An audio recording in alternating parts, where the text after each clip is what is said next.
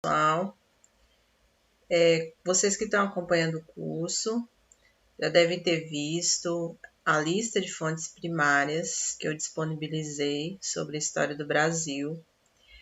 Eu considero uma lista muito rica, principalmente para aqueles pais que não têm tanta familiaridade com a história, né, que às vezes sentem mais dificuldade de procurar essas fontes. Então, eu fiz esse trabalho já, né, de procurar e de listar o link de onde vocês podem encontrar. Claro que tem muito mais, mas ali tem uma diversidade, né, de períodos, de épocas, de autores que vocês podem mergulhar por bastante tempo, né, seja para a autoeducação de vocês, seja para com o estudo dos filhos. Mas quando a gente pega uma fonte primária, às vezes a gente não sabe como utilizá-la, não sabe como explorar o melhor dela ou as informações que a gente precisa. Então, eu elaborei aqui um guia de como pegar uma fonte primária e analisá-la, interpretá-la, retirar seus dados. E as informações que eu vou dar aqui, principalmente quando eu abordar tópicos bem práticos, vocês podem estar anotando e depois usando, né, no dia a dia, nos estudos de vocês. Vou começar com esta frase que está lá no livro Ensinando o Trivium, né, do casal Bluedorn. E diz assim: fontes primárias são valiosas por estarem o mais próximas possível da ação. Portanto, uma fonte primária é geralmente um registro mais preciso do evento original, conforme a testemunha ocular originalmente o vivenciou. Esse livro Ensinando o Trivium, ele faz parte de uma lista de livros sobre educação clássica cristã, né? E os autores, eles focam muito no método clássico e dão dicas muito práticas em todas as disciplinas. E na história, eles focam muito na questão das fontes primárias como uma fonte de estudo mais confiável. Então, são fontes que estão mais próximas daquele fato, daquele acontecimento original, né? Às vezes, a fonte foi elaborada, escrita ali, naquele evento, né? Dentro daquele evento, por pessoas que vivenciaram de perto o que estava acontecendo. Então, é claro que essas fontes, elas podem ter falhas, podem ter até mentiras dentro delas, mas, né, a partir de critérios de julgamento, que eu vou falar mais à frente para vocês, dá para identificar, né, algumas coisas sobre essas fontes. Mas em comparação com as fontes secundárias, que são escritas por terceiros, por pessoas que estiveram mais distantes dos fatos, as fontes primárias são melhores, né? São mais valiosas. E claro que não dá para a gente estudar todos os acontecimentos históricos somente pelas fontes primárias, porque um acontecimento, por exemplo, de 2000 anos atrás, a gente vai achar talvez poucas informações primárias, poucos documentos, né, poucos artefatos, e a gente vai ter, às vezes, que se conformar com o que foi escrito bem depois sobre aqueles fatos. Mas o que é possível para nós obtermos, a gente deve correr atrás e até mesmo comparar, né, com as outras fontes secundárias. E na história do Brasil, nós temos aí um acesso bem mais facilitado hoje dessas fontes primárias. Então, aqui tem um quadro indicando fontes históricas, né, as categorias delas. Então, existem as fontes primárias que eu estou falando para vocês e elas se subdividem em vários tipos, né, dessas fontes. Tem as orais, testemunhos de pessoas vivas, lendas. Tem as não escritas, muito comuns em acontecimentos mais antigos, né, utensílios e instrumentos de civilização material, monumentos, paisagens, restos arqueológicos, obras de arte, fotografias. E as escritas, que são mais comuns, né, e foi justamente a lista que eu fiz para vocês de fontes primárias, está nessa categoria: cartas, diários, leis, obras literárias, jornais, anúncios, moedas, inscrições em pedra.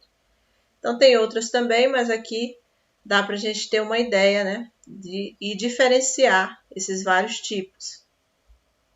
E as fontes secundárias, que são investigações de outros historiadores, contribuições de outras ciências.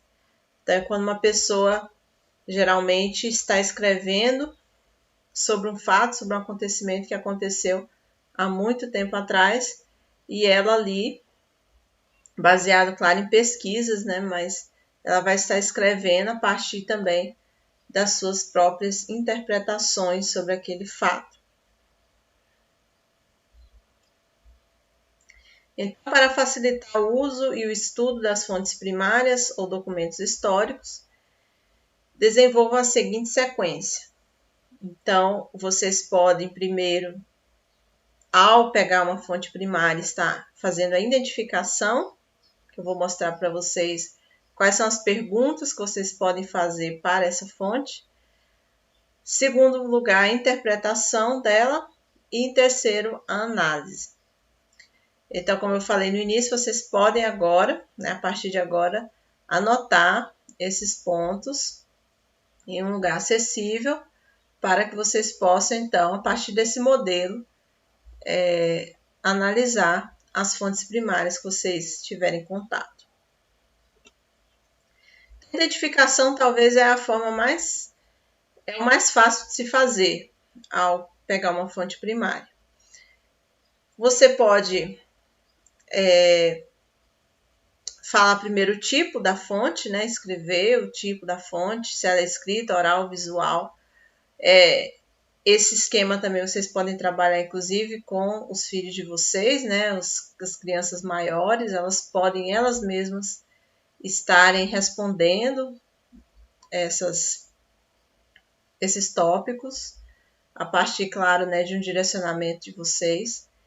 Então, se a fonte é escrita, né, colocar ali na frente o autor, né, quem foi que escreveu essa fonte. Às vezes a gente não tem essa informação, ou outras informações aqui que eu vou pedir, né, que eu listei aqui, mas não tem problema, você vai colocar o que for possível identificar. A data de produção, então se ela foi produzida em 1500, 1530, 1600, às vezes você também não consegue uma data exata, você pode colocar, por exemplo, século XX, século XIX. O título, se houver, o título talvez é uma coisa mais difícil, principalmente se for fontes mais antigas, né? Às vezes cartas, por exemplo, não vão ter títulos, mas se tiver, né, um documento que tenha, você também pode listar. Tema o conteúdo principal. Fala sobre o quê? Então eu peguei lá a carta de Pero Vaz de Caminha. O que essa carta está falando? Qual é o tema principal dela? É o descobrimento do Brasil. Então você coloca ali e depois, mais à frente, você pode especificar, né, dentro do descobrimento do Brasil, o que se fala, né, qual foi a impressão que os portugueses tiveram, como os nativos são descritos, como a natureza brasileira é descrita, né? Então, assim, uma série de perguntas mais específicas que você pode fazer a partir de ter já identificado o tema, o conteúdo principal.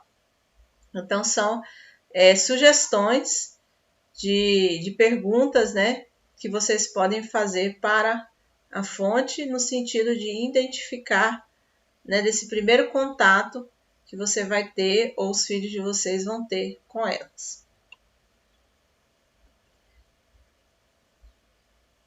Depois dessa identificação, vocês podem partir para a interpretação. Nessa fase, vai exigir que vocês, se for uma fonte escrita, leiam a fonte, né?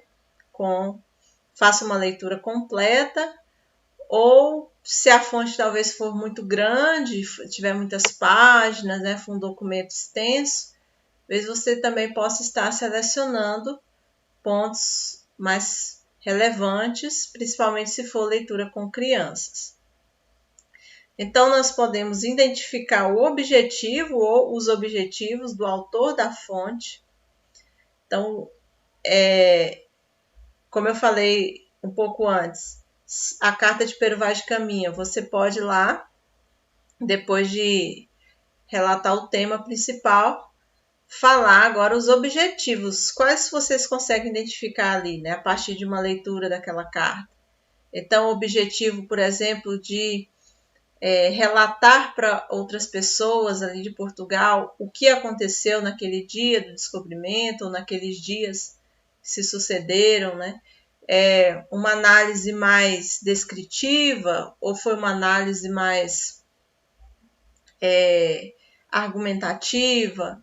Enfim, né, vocês podem traçar aí uma série de objetivos, ou talvez um ou dois objetivos de mais destaque nessas diversas fontes, verificar os argumentos utilizados ou colocados nas entrelinhas, que nem sempre, né, esses argumentos vão estar visíveis ou de fácil identificação.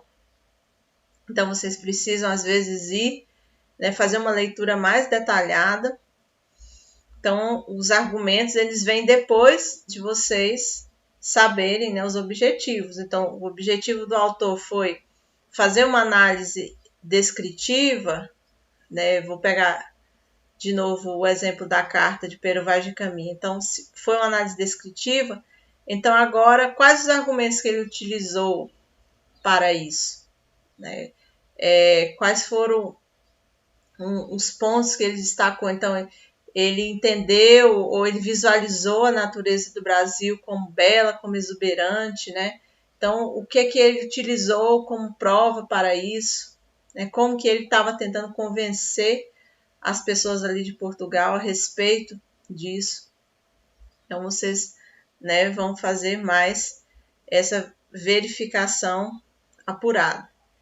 Contextualizar com os acontecimentos da época, utilizando materiais complementares, né? Muitas vezes vai ser necessário, porque às vezes a fonte ali ela não vai ter todas as informações que você precisa para estudar, né? Às vezes um fato. Então, se eu estou falando sobre o descobrimento do Brasil, eu preciso também ter uma visão mais ampla. E aí vai entrar essa pesquisa em outras fontes. Eu vou precisar entender sobre as grandes navegações, o que estava acontecendo em Portugal na época, né, o contexto político, o contexto econômico de Portugal, como isso vai influenciar no descobrimento do Brasil, e assim em diante. Pesquisar e esclarecer palavras ou expressões desconhecidas do leitor é um passo muito importante, principalmente com as crianças, porque essas fontes elas são mais antigas, então elas têm uma linguagem muitas vezes mais rebuscada, diferente da linguagem que a gente utiliza hoje, né? Mesmo que seja a mesma língua portuguesa, mas são expressões às vezes que nós não utilizamos mais. Então, listar, né? Quando estiver fazendo a leitura, sublinhar, listar as palavras desconhecidas e depois utilizar um dicionário ou a própria internet para estar pesquisando o significado delas e depois, né, entendendo melhor o texto a partir disso. Então, aí vocês fazem, né, a partir desses pontos, uma interpretação da fonte.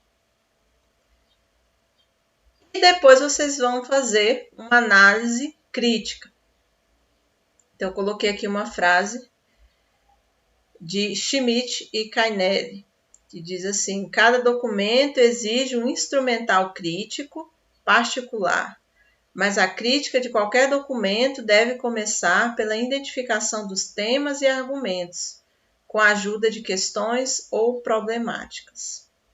Então, a fonte primária, por mais que ela seja uma fonte verdadeira, né, uma fonte que foi ali produzida naquele acontecimento ou bem próximo àquele acontecimento, por pessoas que vivenciaram, testemunhas oculares do fato, mas ainda assim ela pode ter problemas, ainda assim ela pode ter elementos que a gente tenha que fazer essa análise crítica.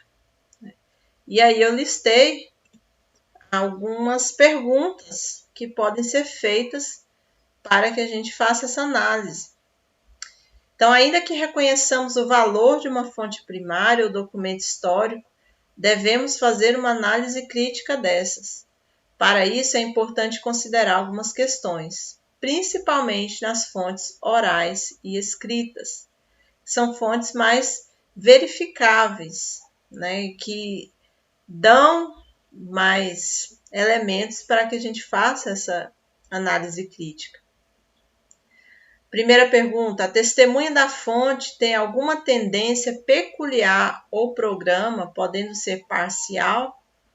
Então, não quer dizer que a testemunha ocular daquele fato ela tenha sido totalmente fiel àqueles acontecimentos, né? Ela pode ter motivos para ter sido parcial ou ter colocado ali elementos que ela gostaria de enfatizar, né, e ter deixado outros.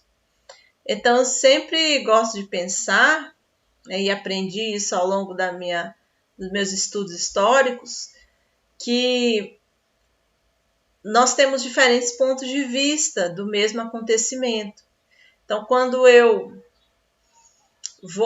presencio, por exemplo, uma briga, né, na rua, ou alguma coisa que acontece assim, de forma pública, coletiva, se eu for entrevistar várias pessoas que viram aquele fato, eu vou ter vários relatos diferentes, né, do mesmo fato. Eu vou ter particularidades que vão ser mais enfatizadas por uma pessoa e outras particularidades que vão ser mais enfatizadas em outras. Isso não quer dizer que a verdade é relativa, né, mas que pode existir diversos pontos de vista de acordo com as pessoas que vão contar, que vão narrar, né? E a história ela é escrita assim, né? Ela é interpretada assim. E nesse caso da fonte primária, eu também posso procurar elementos para perceber se essa análise ela foi mais parcial, né? Ou ela tendenciou mais para determinado grupo social, determinada visão histórica, visão política, econômica, né? Tem como eu pesquisar e saber sobre isso. A testemunha tem uma razão para mentir ou distorcer a evidência? Então, também eu posso tentar descobrir isso. Então, por exemplo, se quem está narrando aquele fato era inimigo estava numa guerra, né? Então tinha duas nações inimigas. Então a pessoa, às vezes, que está narrando aquele fato, ela tinha muita raiva do outro país. Então, quando ela vai falar daquele país, às vezes ela pode distorcer ou mentir sobre aquele país, porque ela tinha razões, né? Às vezes o país estava em guerra, aquele outro país estava oprimindo aquelas nações, enfim, aquela pessoa às vezes se sentia, né, no direito de ter essa raiva, sentir-se inimigo do outro país, então ele vai relatar ali coisas que distanciam-se da verdade, porque ele tinha isso em mente, né, no coração dele. E isso também às vezes fica evidente em certas fontes, né, e outras não. Então, por isso é importante, às vezes, a gente parar e pesquisar também um pouco do autor, né, da fonte, assim, qual era a função dele, né, se ele trabalhava, no que ele trabalhava, né, qual foi o contexto social dele, enfim.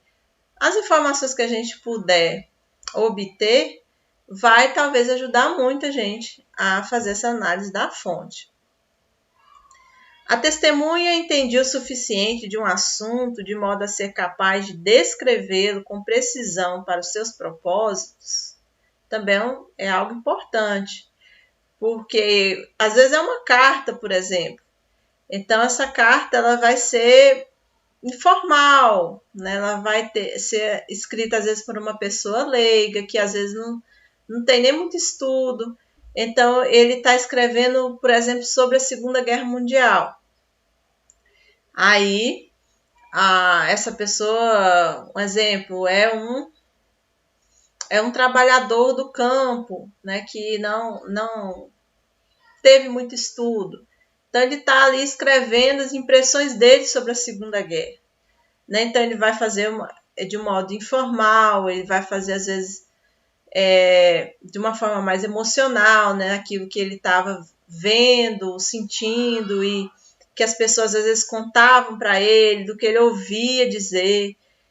E aí eu não posso julgar toda a Segunda Guerra Mundial por essa carta desse camponês, desse trabalhador do campo, porque vai ser insuficiente. Então ela pode me ajudar a entender aquele fato, mas ela não pode ser o documento principal ou único que vai me ajudar a entender.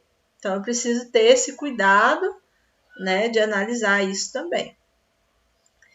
A testemunha estava contando para nós o que viu ou o que deduziu. Ponto importante.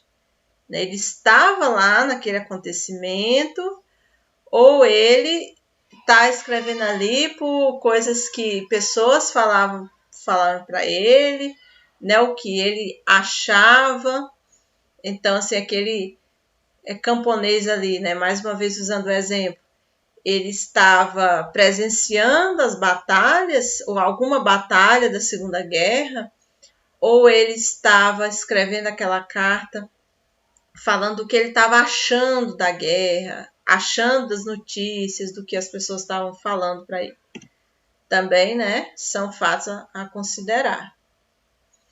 A testemunha, ou o autor da fonte, né, estava em uma boa posição para relatar o evento. Então, mais uma vez, vai entrar aquela questão do total e do parcial. Então, qual é a posição daquele autor, daquela testemunha para relatar o evento? Né? Então, um exemplo, um soldado que estava na guerra, ele estava ali no fronte de batalha e ele viu ao longe, né, o exército inimigo atirando sobre um alvo, um determinado alvo. Mas ele estava muito distante, só que ele começa a deduzir, né, que é o ponto anterior, que os inimigos estavam atirando num alvo deles, né, daquele povo que estava lutando ali contra aquele outro país. Então, assim, a posição dele ali, a posição física, não estava ajudando, né? Porque ele deduziu, mas às vezes era um outro alvo, né? Ou enfim, eles estavam fazendo testes, ele não tinha como, às vezes, ele saber exatamente o que aquele exército inimigo estava fazendo naquela hora. E não fala aqui só de posição física, né, mas posição social, posição econômica, posição política, né, às vezes pode dar a entender uma coisa que não é exatamente como aconteceu. Então, por alguns pontos da própria fonte, pela forma de falar, né, pelas expressões, dá para se ter ideias de tudo isso aqui que eu estou falando. Havia outras testemunhas do fato que têm pontos de vista diferentes. Aí entra a comparação. Muitas vezes não vai ser possível isso, mas se for, é um exercício muito bom para ser feito. Pegar duas fontes primárias do mesmo evento e compará-las, né? Por exemplo, duas cartas a respeito do descobrimento do Brasil, ou de alguma guerra, ou da independência, e não só cartas, outros documentos, mas fazer essa comparação, principalmente que são de autores ou testemunhas diferentes, né? Para pegar pontos de unidade, de convergência, pontos que são semelhantes e pontos também divergentes, que aqueles autores viram de maneiras distintas. Então, são perguntas que dá para fazer. Claro que às vezes não vai dar para responder todas, dependendo da fonte, mas até para a gente pensar um pouco sobre essa escrita da história, né, sobre esses documentos históricos que estão aí, e a gente pode e deve, né, olhá-los, estudá-los, né, ter contato com isso. Eu tirei algumas coisas do livro Ensinando o Trivium, né, do casal Bluhdorn, que é um livro muito bom, né, que eu sempre estou indicando, que dá assim um panorama, né, bem detalhado do método clássico cristão, muito prático, e A Mente Bem Treinada, da Susan Wise Bauer, que é um guia também para quem quer adotar esse estilo clássico. E como a Susan é historiadora, ela dá muitas dicas boas de como trabalhar a história, né, com as crianças, e fala muito da questão das fontes primárias.